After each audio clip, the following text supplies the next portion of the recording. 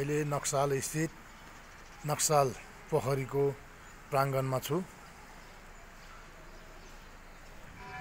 धेरै वर्षदेखि जीर्ण अवस्थामा रहेको यो अस्तव्यस्त रहेको लौत भन्नुपर्दा एक हिसाबले लोप हुन लागेको यो नक्साल पोखरी काठमाडौँ महानगरपालिकाको मेयरमा बालेन शाह निर्वाचित भएर आएपछि पुरातात्विक पुनर्निर्माण कार्यमा चाहिँ एकदम ध्यान दिएको पाइएको छ। हेर्नुहोस्, यो प्राचीन कला शैलीमै पुनर्निर्माण गरेर एकदम भव्य तालले सिँगारिएको यो नक्साल हिटी एकदम यो कलाकृतिको एउटा नमुना हो।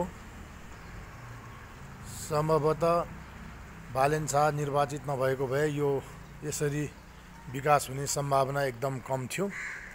किन भन्दा यो धेरै वर्षदेखि यो एकदम जीर्ण अवस्थामा लोप हुने अवस्थामा रहेको हिटी हो। यो ढुङ्गेधारा प्लस पोखरी हो। यो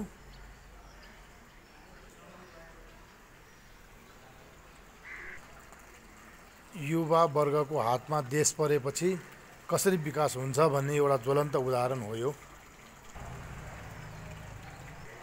त्यसैले आगामी 2084 को निर्वाचनमा यी पार्टीगत हिसाबले नलागेर चाहिँ देशप्रेमी युवाहरूको एउटा जमात बनाएर देशप्रेमी युवाहरूलाई चाहिँ बहुमतले जिताएर सँगै देश विकास गर्न जनसमुदायलाई म आग्रह गर्न चाहन्छु।